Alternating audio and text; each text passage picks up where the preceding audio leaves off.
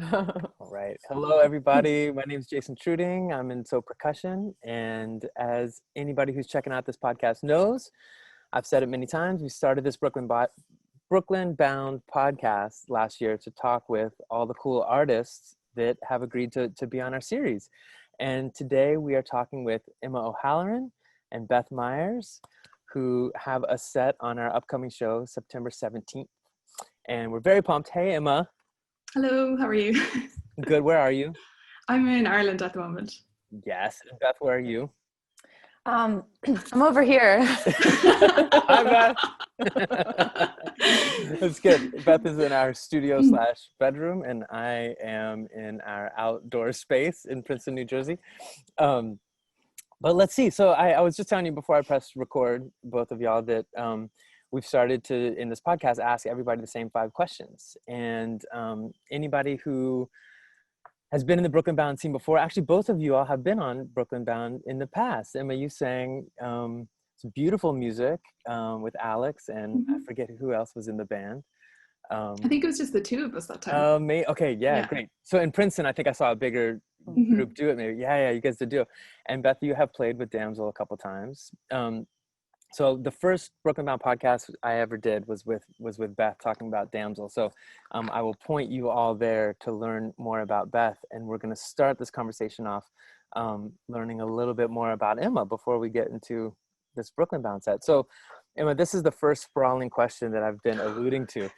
I've been asking everybody, just like what their path has been to this moment. So like I know you through, I think we met in Princeton through your being in the PhD program here and so's work here, but what has led you from little Emma wanting to be music maker to I was about to say Big Emma. Big Emma is this awesome, Big Emma is a ski slope that we joke about all the time in Utah. So what got little Emma to be a music maker into Big Emma?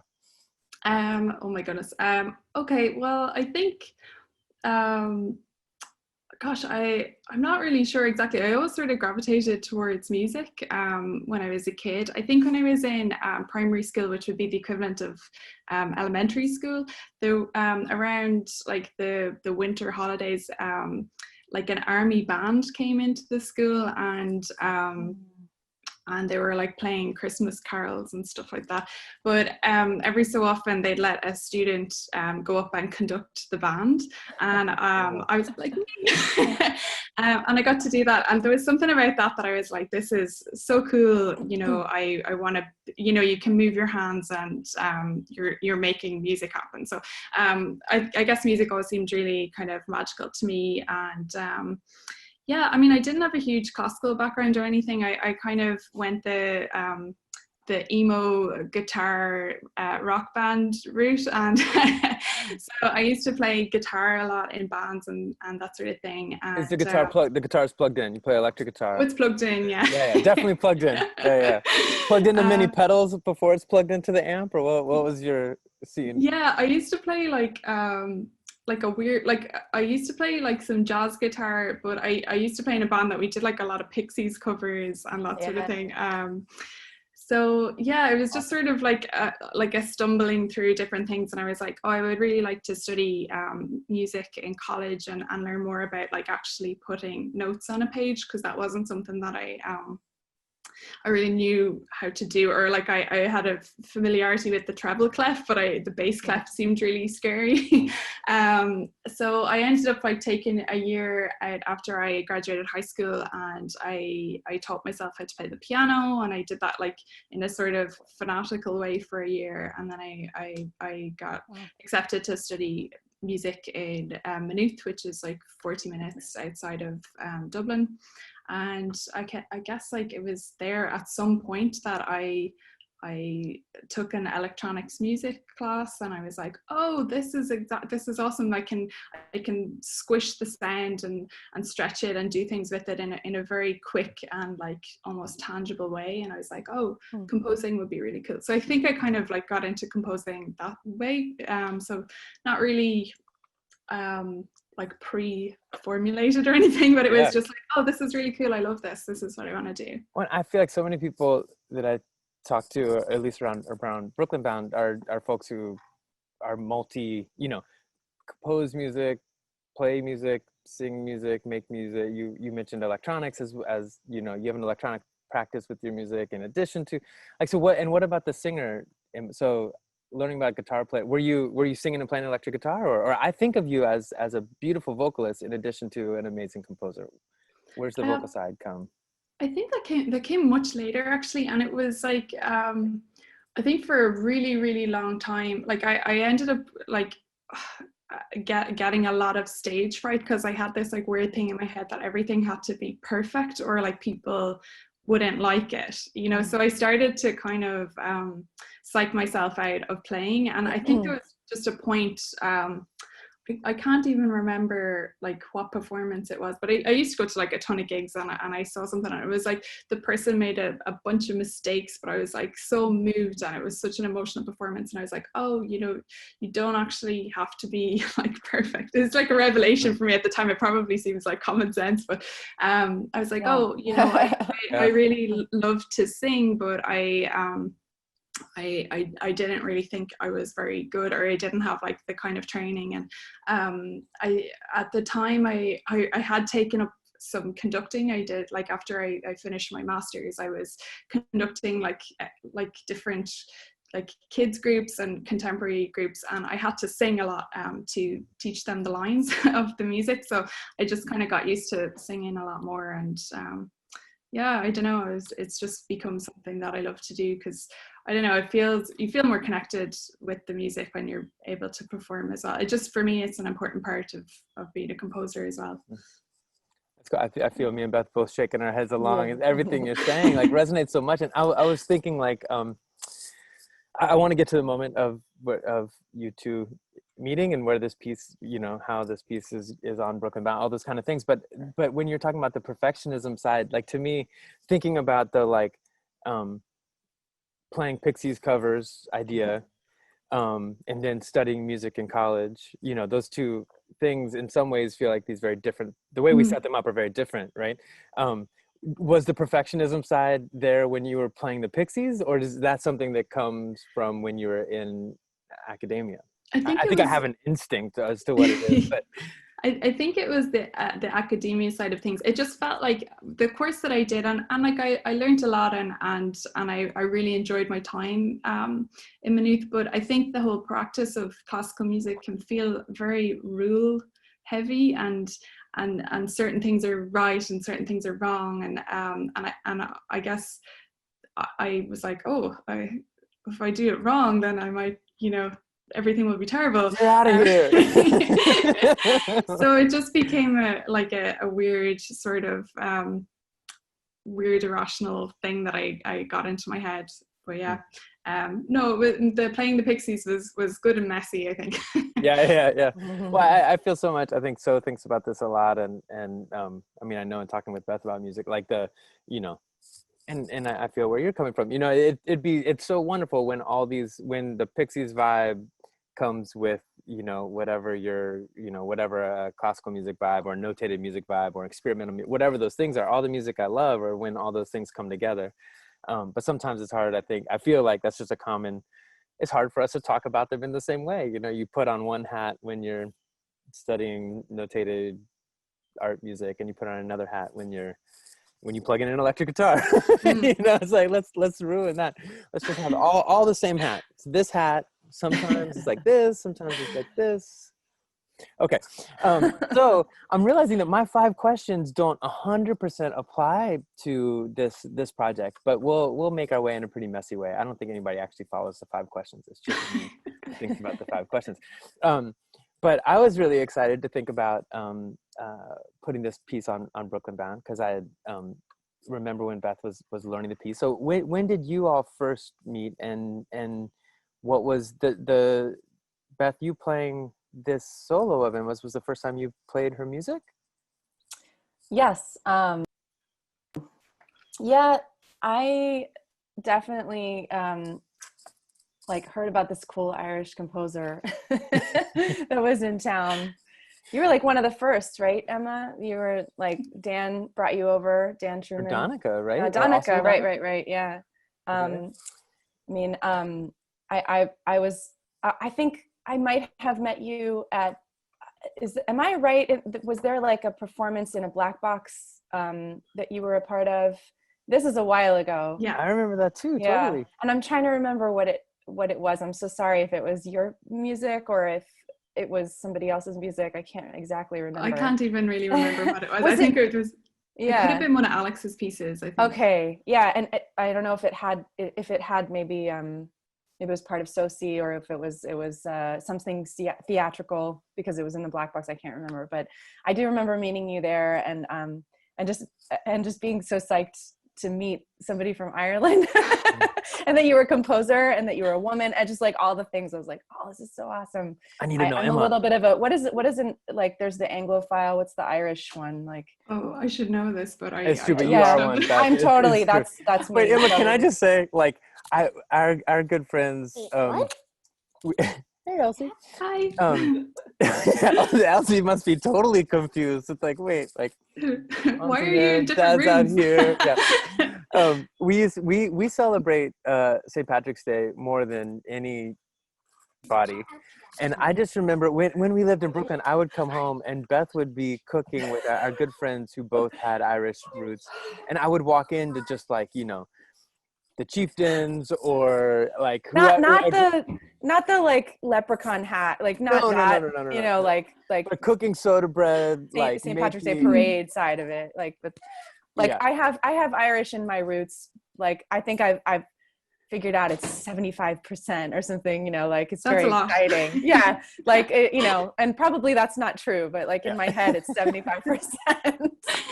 Anyway, back to meeting you. And then I got to know your music because luckily, Dan Truman asked me if I was available to do this Lewis Center for the Arts opening ceremonies, and asked if I could be available to play a piece of yours. And but I think maybe this is where you should take it over, because I don't remember, somebody else had played the piece before, right? Or you had recorded the tape part with someone else. So well, I had actually, I wrote this piece specifically for Beth. Yay!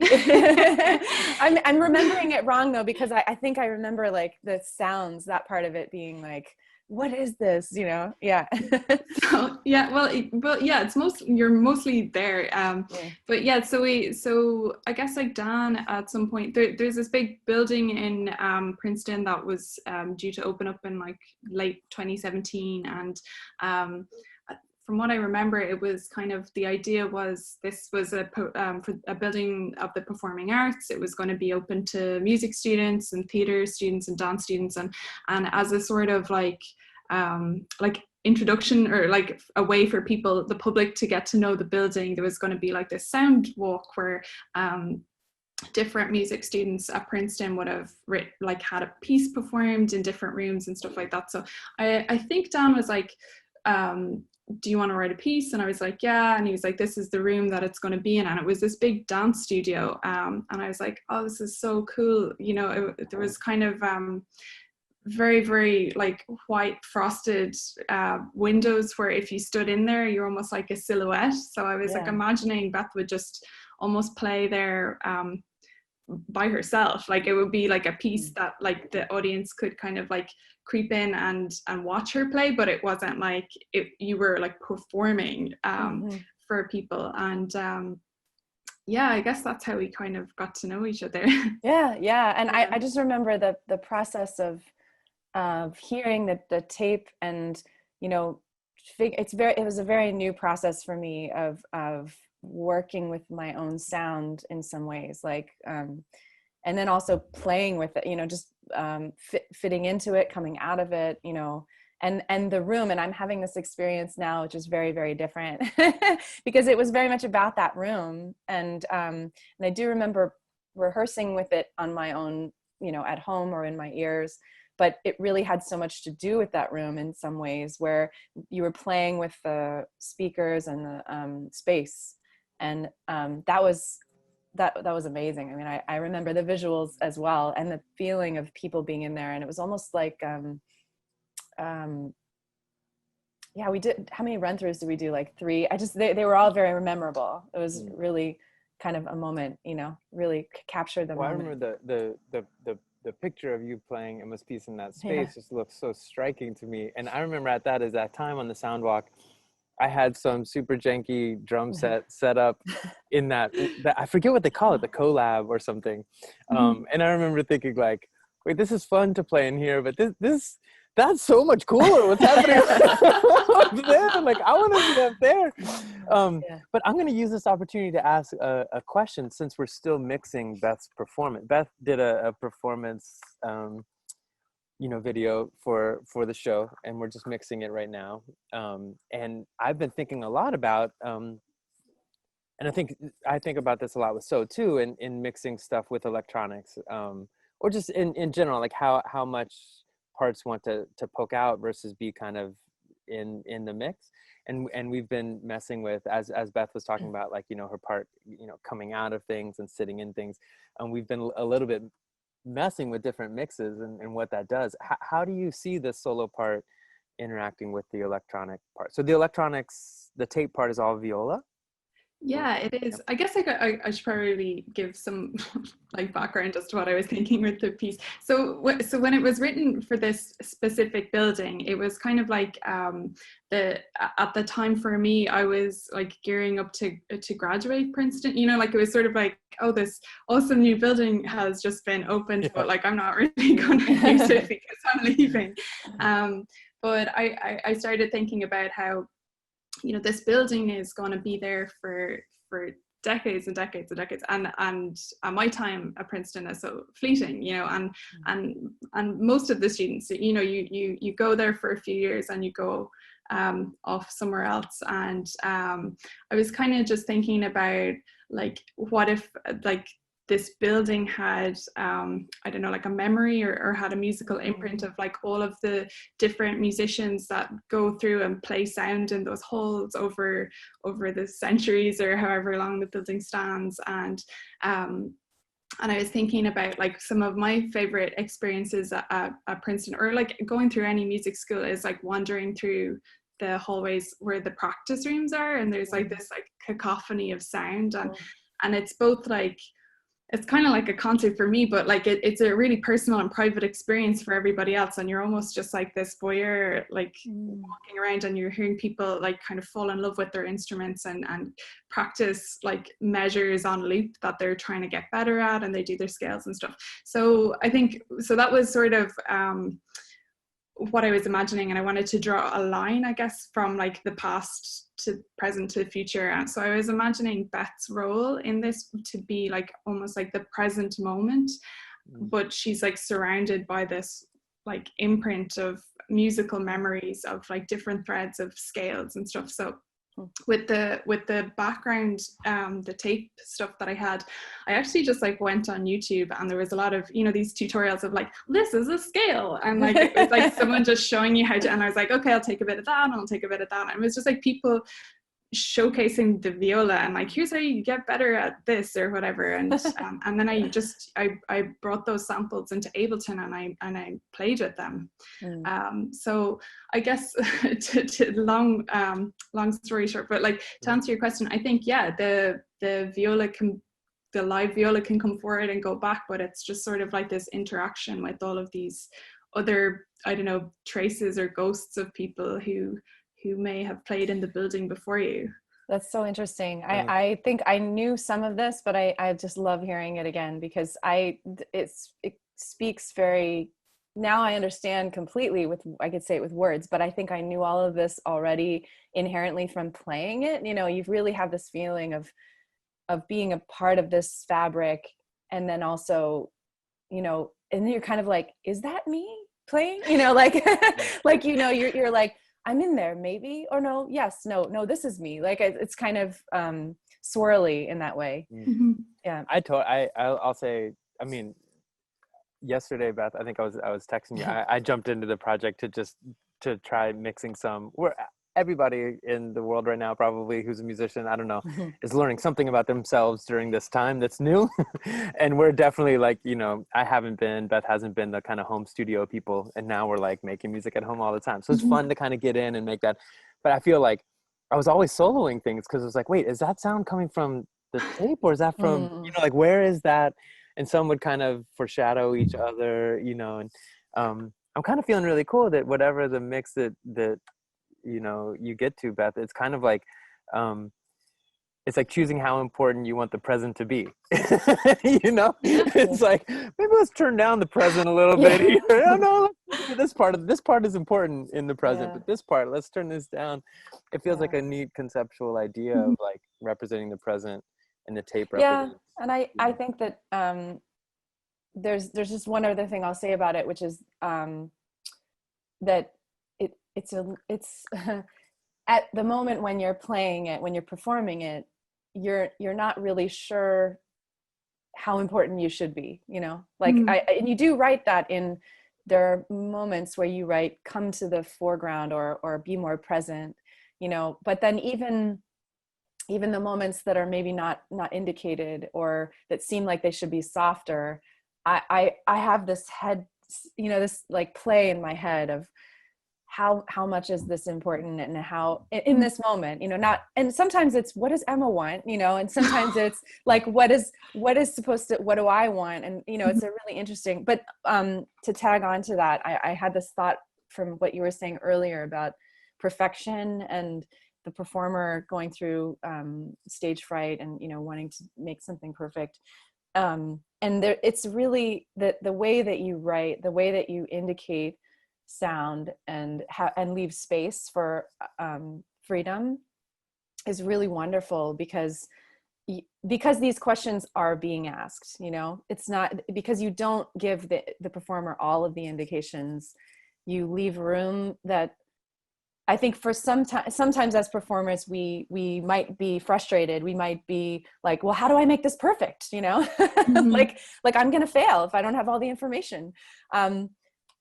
And then you realize you have this this moment where you're struggling, and then you realize that, oh, there's this space that it is supposed to be free, and what it is in that moment, and this is the present, and it's just a nice piece to sit with. And now after having this conversation, I want to go re-record it.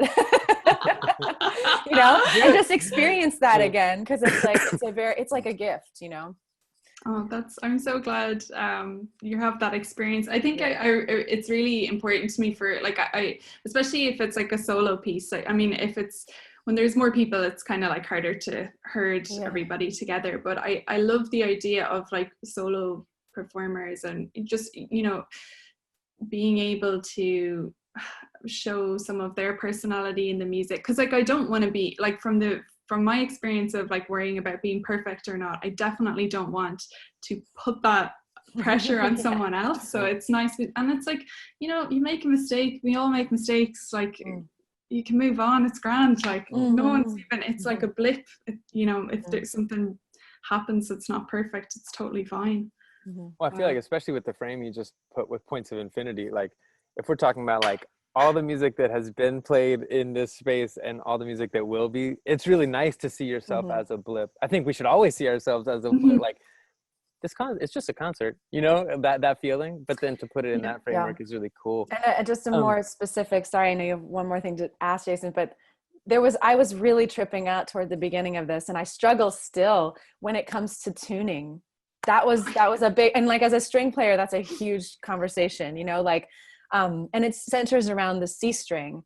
And you don't typically tune an instrument from C up, you tune it from the A down. So, and I've played, I've played microtonal music a lot, but this falls somewhere different. This doesn't necessarily, I wouldn't call it microtonal. And so it's more about the experience we're talking about. So there are moments where I want to resonate, and there are moments where I want to just resonate myself, and not necessarily with the tape. So it's a really interesting, I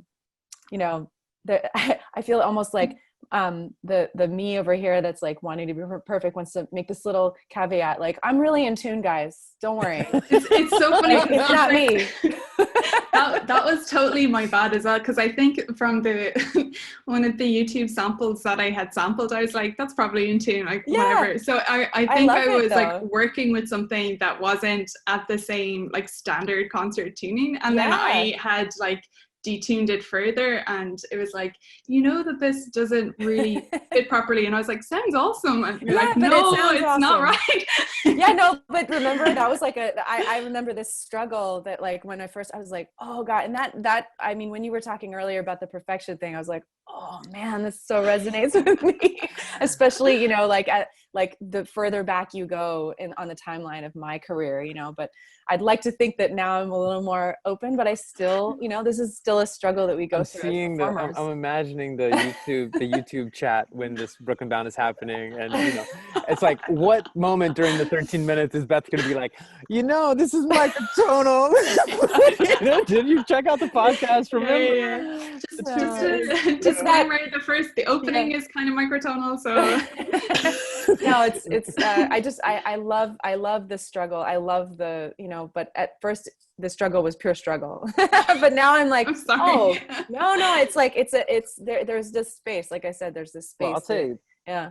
Listening to it on my end, not knowing any of this framework, it never crossed, none of this ever crosses my mind as a listener. It hasn't, in a positive way, meaning like it never, things are just hitting me as a listener, not in terms of thinking that.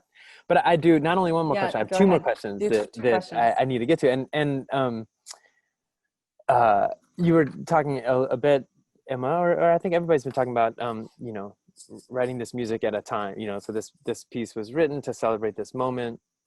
It was written in context of infinity. No, but it was written, you know, and I mean, like, I think I had alluded to also, like, all, you know, musicians right now, like, thinking about pandemic, how we're dealing. I know in Soland, we've been talking about how to make music in this moment. And I feel like this moment is, you know, just so intense on the level of COVID pandemic moment. And for me, concerts have been about shared experience. And so now what does that mean to have a shared experience in the chat when that's not a way that, you know, but then I think, you know, you add this very important Black Lives Matter moment into that mix. And at least in the States, I don't know what it looks like to you, Emma, overseas, or what the conversation is in Ireland, but I feel like those two conversations at the same time are very powerful, can't be ignored, and kind of have to affect the way we make music on in some ways, right? So what have, I mean, maybe this is just another sprawling question that we're gonna need a whole other conversation to have about, but how have you all been thinking about your art and your practice in this moment? I think that is a big sprawling question. I think right now it's like, I'm just trying to listen as much as possible. It's just trying to research and listen, and I don't think I'm I have much to say. Like, I don't think my voice is the voice that needs to be heard right now. But yeah, I think it's a really interesting time. Like, there are conversations starting in Ireland as well. Like, it's a different type of thing, but you know, racism exists in Ireland too, and it's good that these things are being brought to the fore. And it's tough, and it's there's difficult conversations being had, but it's good. So I'm hoping things will start to change here as well. In some ways, you mentioned listening, I'm realizing that in the first quarantine moment, in the COVID moment, so started this listening project, because we didn't know what to do either. This was pre-Black Lives Matter moment. But I got a chance to reconnect with your music in that moment too. It was so nice. I had started a quarantine practice of just listening to something new every day, which is not something I do in my normal life. But it's the reason I guess I bring it up is that in some ways, some of the thoughts that have been going through my head during the pandemic, pre George Floyd's murder, some of those listening impulses and some of those things feel like they're still relevant right now. And it feels like you talking about listening is a reaction to both of those things. But all of us could do more listening right now, as I blab on and on. It's a strange one. I feel like some people are like, I have this weird relationship with Twitter in that I'm on it, but I actually like only use it to listen, because I don't really feel like I'm always like, what do I know? You know what I mean? So it's like listening feels like a good thing, and I feel like I'm learning new things every day, and that's basically what I'm focusing on at the moment. Yeah. How about you, Bethany Beach 18? Is that what it says on here? No, it's not. Oh shit! I'm supposed to change. I have to change that to be my Beth, she, her. Yeah, this is the time. This is like time to listen and read. We've been reading a lot and watch and I mean, it's feeling a bit like we're in a bubble still, like we're hunkered down, and how much can we really change things? But I think we're also focusing on our kids' education, and in the frame of all of this. And I've been really enjoying that challenge, like of opening their library a little bit more, and also they've been listening a little more to the news and not sheltering them as much. And it just turns out that their ages are a little bit more appropriate for that now. So that's been good. And that's been a good, it's funny because some of the reading we're doing is very, it's almost, it's very grown up. And then recently started to read some books, not even with them, that are more geared towards the 8th grade level. And I find that the combination of the two of those things is actually perfect for me, because as Jason and I have been talking about, we're really at the beginning of this this education as grown-ups. So it's perfect and appropriate for us to be getting the kid books and reading them and just kind of like starting at the beginning. So of our re-education. I like that. The 8th grade level, we need 4th grade level, we need 2nd grade anti-racist. Yeah, no, I can't even, the 8th grade level, I'm still struggling. Yeah. No, that's good. I mean, I know, I think one thing that's come up for me, or talking with other artists, is just like this mixture of like how important art feels right now and how unimportant art feels right now, and how I know it feels to me like, setting up microphones and recording a piece of music that's really beautiful is an amazing practice. Personally, it feels like, oh, this is what I'm good at, this is what I'm doing, and then in the same breath feeling like, why am I doing this with my time right now? I could be, and so it feels like just I've just enjoyed having that small conversations with artists about where they're at. So thanks for sharing. And in some ways, I think if that was our sprawling, heavier question, we've always ended these podcasts in a lighter way, but it also feels like relevant in this COVID moment, because I don't know the last time you played a show, Emma. I imagine it was, for people, it was sometime before March. Yeah, right. And so I know for when we used to tour, we would be in a van together for a long time sometimes, and when we start to share our stories with each other, the stories we share about our concerts are always the funny, shitty things that happen on stage that we kind of like, hunker down and experience together, the flower pot that, fell off the stage and crumbled on the floor, or just like the funny stories, but also sometimes, of course, we share the really, wonderful, kind of transcendent stories as well. Do each of you have something that comes to mind when you think of a show you played in the past, either the recent past or the distant past, that is a kind of concert experience that you could share for all of us that forget what concerts feel like?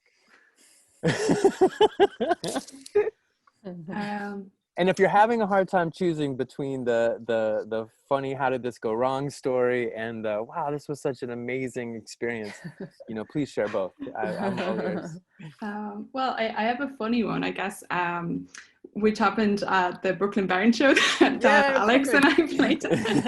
Where so I guess if you're not familiar with Alex's music, he does a lot of stuff with auto-tune, and it was like auto-tune effects on vocals, and we were both singing, and we did the sound check before people came in, and it was fine, and then when we got up to play, like usually we have in-ear monitors, and it was like kind of like we were getting used to them. It was like the first time I think that like away from Princeton or whatever that they were trying these out, and mine were not plugged in, so I did the first song like deaf. I was like just kind of trying to guess from like my vocal cord tension, and I was like, this is like literally my worst nightmare, because I like, again with the whole perfection thing, and then afterwards people were like, the opening was so beautiful. Absolutely. I was one of those people, I'm sure, that said that. I was like, I had not a clue what I was singing.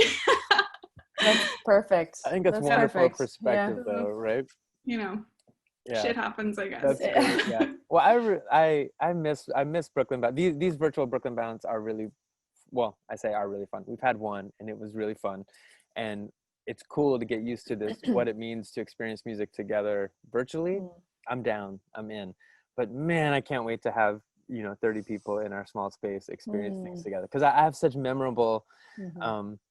I remember that show so vividly, and Emma, I definitely remember being the first person to rush the stage, which means take 2 steps forward off of my chair, be like, Emma, that was amazing, Alex, holy shit, and I'm sure your feeling was just like, yeah, but you should hear it when I do know what I'm singing, Beth, what's something that comes to mind for you? I had this kind of like knee-jerk reaction when you first said the words. I wasn't prepared for any of these questions, so like it just came to mind, and I can't get it out of my head now. But I had a group for many years, like 12 years. There was a flute, viola, harp trio named Janice, and with Amanda Baker and Nuiko Wadden, and awesome group. One on UM, one on there's a lot to be proud of for that time we were spending together, and we have many stories. I'm just scanning my catalog, but this was at the top.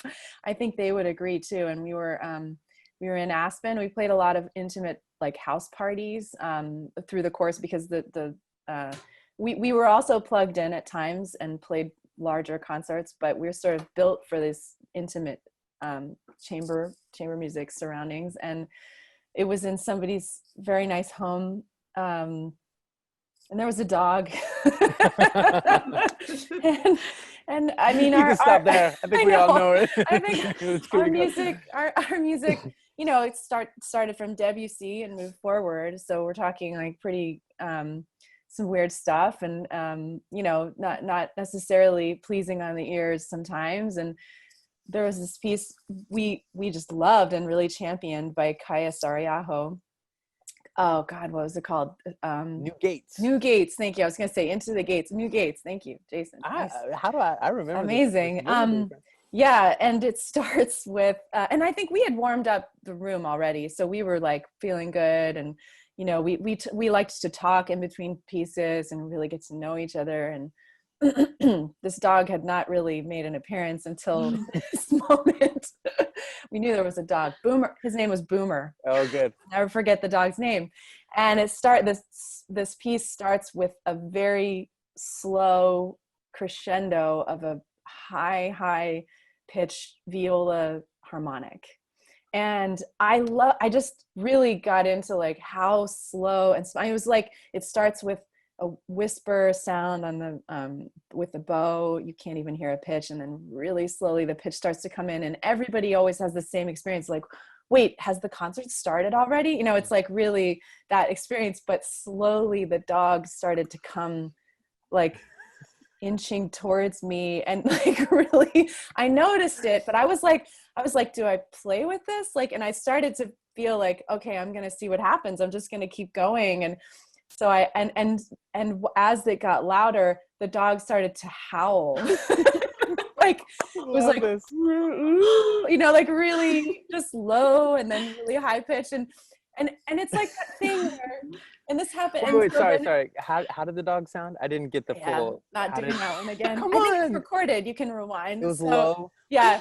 So there's this really just like, now I'm starting to think of all the other times that as performers we just like, shove on, and we, the show must go on regardless of, there's this announcement happening in the cafeteria, or like the fire alarm starts to go off, which happened to me multiple times at Princeton. Yeah.